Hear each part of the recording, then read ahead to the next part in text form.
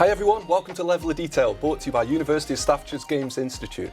I'm David James and I'm joined by games lecturers Jamie Nicholas and Mal Cummings. Today we've got a festive treat for you to round off the year. We're going to put down the controllers and have a chat about some of the biggest games of 2024. Remember, we love to hear from you, so please get involved in the comments and let us know what your favourite games have been this year. But before we get stuck in, we've got some good news to share. University of Staffordshire recently won Best Educational Institution at the Tiger Games Industry Awards. It's a real testament to the hard work and talent of everyone on our team, so congratulations all. There's a picture of us. It's a wonderful time. There you go. It's a really good time. 3 sheets to the wind at that point. Jamie, I think that means what I think it means. Tell us about it. You were there, as the evidence shows. It was a wonderful time. It was a great celebration. I've managed to find myself into all of the TikTok videos that we put up about it.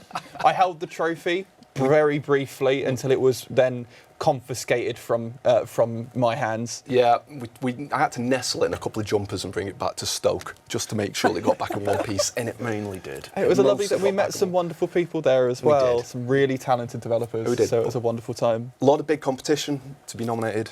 To even be nominated for Best Educational Institution is awesome, but to actually win the thing is something we are incredibly proud of. So, speaking of winning things then, we've shortlisted our games for Games of the Year. We got it down to 3. And so, in no particular order, we're just going to start with the one that you know the most about. We'll start with the one that I think in the meeting we had where we discussed which ones were going where, I just sat there and went, Veilguard. Yeah, so Jamie, Dragon Age Veilguard. Dragon Age a whole age of dragons. Yes. Go. It's the next in the series after... Right, I'll say it now. It's not my favourite Dragon Age game. But it's the next after, and this relates to Christmas as well. Okay. My favourite Dragon Age game is Dragon Age Inquisition, which came out, I think, in 2014, which is about 10 years ago. And I got that game for Christmas, and that's what got me into the series. I then went back and played the other 2 that told me what was happening in that one. But Veilguard is the newest in the series. It just came out a few months ago. And you follow the story of Rook, who is just anyone.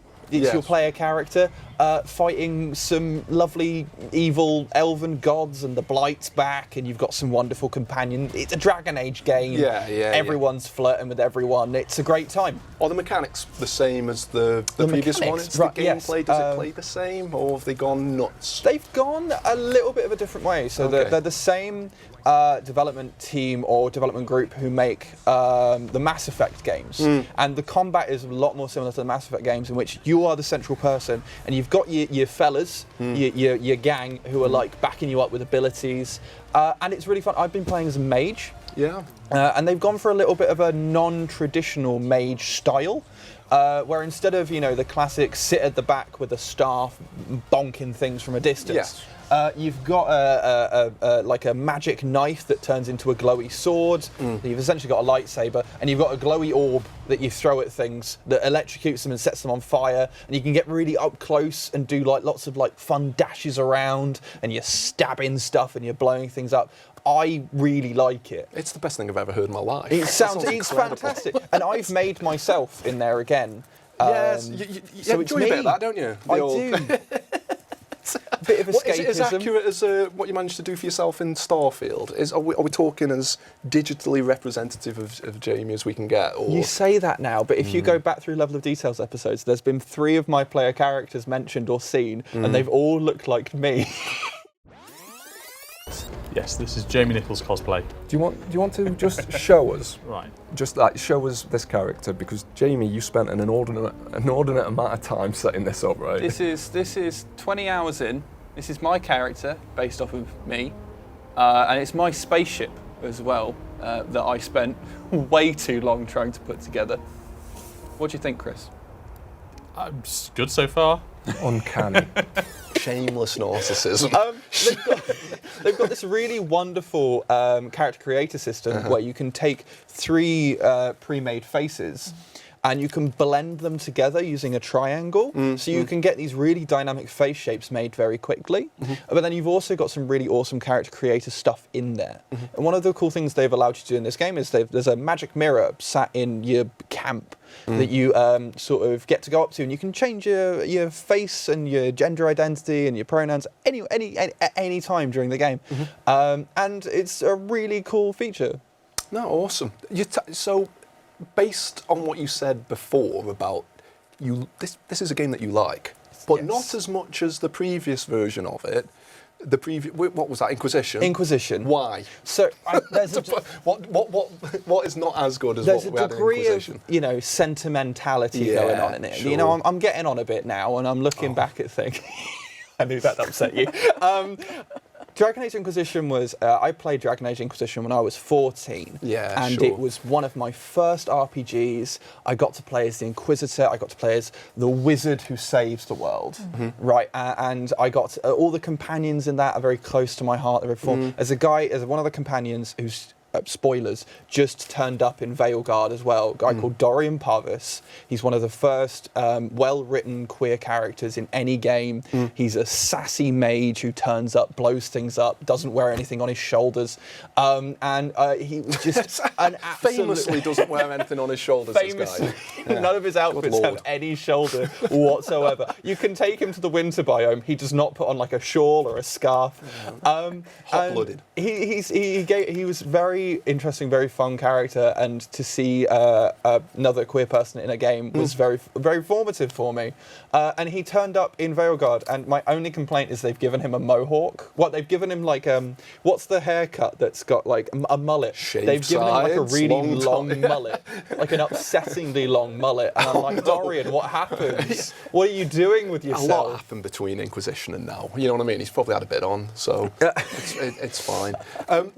Obviously, you love this game very, very much. You've actually done a bit of research, or you're considering at least tiptoeing into research related to this, aren't Yes. you? Tell us So about it, Jamie. Myself and Professor Catherine Flick and Professor Esther McCallum-Stewart, my star-studded research team, and me, are currently working on putting together a paper around sort of gender identity and queer identities in the game, the kind of language used, and especially the mechanics used to create queer identity and queer narrative going through the game.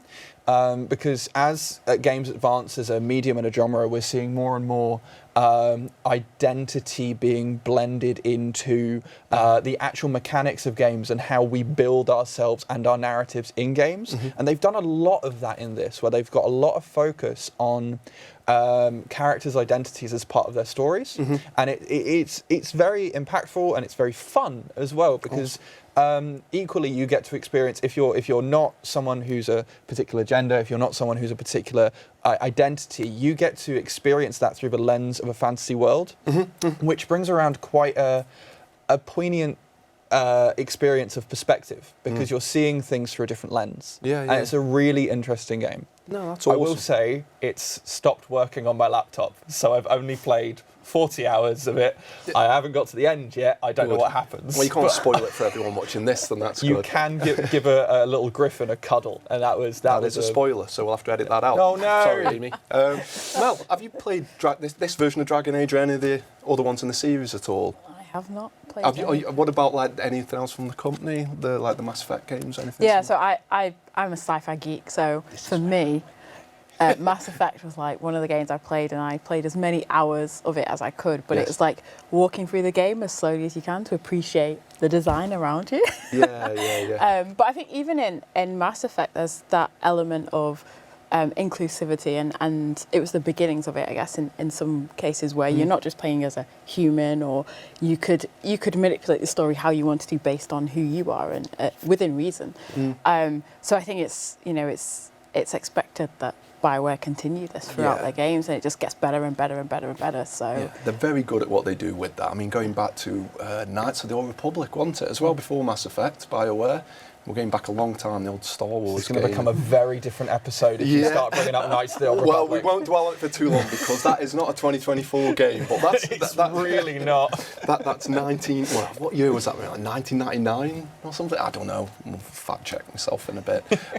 But let's move on then. So that was Dragon Age. Let's have a quick chat then about our next game, which is Helldivers 2. There we go. So this came out a little earlier in the year, in 2024, but absolutely kind of not caused the scene, but people were nuts about it, weren't they? Helldivers 2 when it launched. I think there was a lot of. So I played it around launch, Yes. and I had a lot of fun. And Yeah. I think it was one of those ones where it's a live service game Mm-hmm. where you can just grab a few friends and jump in Mm. and shoot bugs and have a little bit of a relax, or robots, and have a little bit of a relax. And honestly, I really enjoyed it. Yeah. Played it with my brother, which was really quite nice. This is why I enjoyed Helldivers 2 an awful lot. It's one of those. There's not that many games that bring me and my friends back together because my friend group's kind of quite disparate and spread around the world these days. And it takes a certain game to get us back together playing stuff, and this was one of them. And I think one of the reasons for it is because it's co-op. It's not a competitive game. It's you and your squad versus all endless AI or whatever. And there was something that about us just sort of getting together, chatting away on the mic, working as best we could as a team. Never very well. But there was something about it that was just really cool, and it was really cool to bond. And like the very simple way you've got of interacting with each other, you got the emotes with each other, but also like the ability to kind of like provide each other with ammo and stuff. It had a really cool sort of natural way of promoting teamwork, which I really liked. Yeah. It makes me think of like games like Left 4 Dead, where the Absolutely. reason why they are so popular is because you're playing as a team Yes. in the default mode, but playing as a team to work together against a common enemy. And I think that's what Helldivers has done quite well, and also the comedy aspect to it. Yes. So there is like, it's not about you jumping into a game and then everyone playing together, but there's a really like serious tone to it. It's like you can be having a drink and having a laugh and catching up while you're playing the game. So there's some real physical comedy to it in the sense of like everything can kill you as well. Like friendly fire isn't like there's no friendly fire off. Like literally, you can the amount of times I've died from my brother shooting me, or like someone sort of dropping in a pod and landing on you. Like it's the sort of thing that in a lot of other games would be turned off. Like in for example, the last sort of major game that me and my friend group played was during lockdown, which was Warzone in Modern Warfare. And that doesn't have friendly fire, or the Call of Duties don't tend to unless you play on a specific server. It doesn't have things like friendly fire and stuff. So You can get around it. yeah, There's ways. But the fact that Helldivers is quite hardcore in that sense is really, and it became so popular despite that, is really cool and testament to like how sort of fair it is, I suppose, in quote marks. So yeah, no, that Helldivers was something I'm very fond of. That said, I haven't played it for a little bit. Yeah, I got distracted by a second Baldur's Gate playthrough. Yes. It's also got quite a few. You were talking about humour. It's got a few satirical elements in there as well, because it's been compared a lot to Starship Troopers, which is coincidentally is a film that I once did a presentation on in terms of its relation to fascism. They've taken a more humorous take on it, and this. It's very, very well done. I'll say that. And as somebody who really connects with narratives, I never thought I would be able to get into Helldivers because it's a lot of very gameplay focused. I love a narrative. The narrative they've got going on in there and the overall narrative they've got going on in the world is just very entertaining, and it keeps you in it because there's that little twinge in the back of your head where you're giggling to yourself like, I'm a fool and I've bought into this propaganda and now I'm shooting things. It's super tongue-in-cheek, isn't Yes, it? Like it's very throughout it. But then also, I don't know. Maybe I'm missing it, but it never spoils the joke by going, this is, by the way, this is all satire. Like it never specifically says that, but it's left for you to interpret it. You get to right? buy But into it's a silly so fantasy. over the top. Like yeah.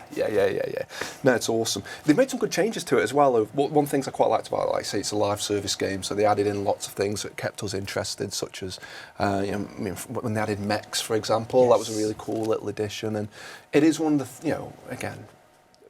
may disagree, but I think it's a great example of live service done right. You know, I remember when it launched, there was some conversations about balancing, you know, like, oh, yeah, they've nerfed this and they've buffed that. But apart from a few grumbles here and there, I think they've done a really good job at maintaining it, probably because it's not competitive multiplayer. You know, when you're playing against AI, people tend to care less about nerfing and buffing of things. But one of the things I've noticed, especially like in recent gaming years, is how much general audiences have picked up on games terminology and Sure. an understanding of how games are designed and built. So you've just talked about like nerfing and buffing and that kind of thing. That conversation is coming up more and more as people understand the medium more. It's the same as when people talk about poetry and they start talking about things like metaphors and similes. We use the same things in games, but we use buffs and balancing and that kind of thing. And I think it's really cool because it means I can finally have conversations with my family and they know what I'm talking about. that son is crazy. No, no, absolutely. It is something that's more in the mainstream. I don't think I could probably talk to my parents about buffing and nerfing, to be honest. I think they're probably a little too, you know, sort of far along the journey that we call life. That would be a fantastic episode. Bring my parents in. Yeah, I mean, they're actually the ones who got me into games, but that's a story for another time. I'll make a note of that. Bring the parents in, see what the diary is like. It'll be empty, they're retired. Let's move on to our next game then, game number 3. Palworld, believe it or not. So again, I can't remember exactly when this launched. I feel like it was earlier in the year. Anyone got any strong feelings about when this came out in 24? What were you thinking? No, I think it's can't 24, but I don't remember. know, No, yeah. I can't. Again, I know it came. I feel like I was playing it a while ago.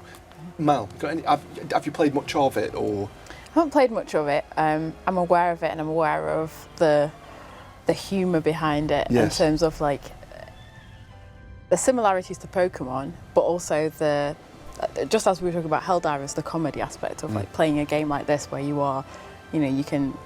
Like I think part of the promo you see like the sheeps with guns. Like how many other games do you see where and the idea of interacting with animals in a way where you're either shooting them or interacting with them in a way that is just like it's fun and it's like, oh, you can jump in this, play it with your friends, play with animals, play in a world that is like kind of crazy but also kind of really interesting at the same side of things. So I know it's a very successful title, and I can see why. Yeah, do you think it's? I mean, it was top of Steam charts for a long time, and surely like the aesthetics got something to do with it. Like, you know, what is it about the way that it looks?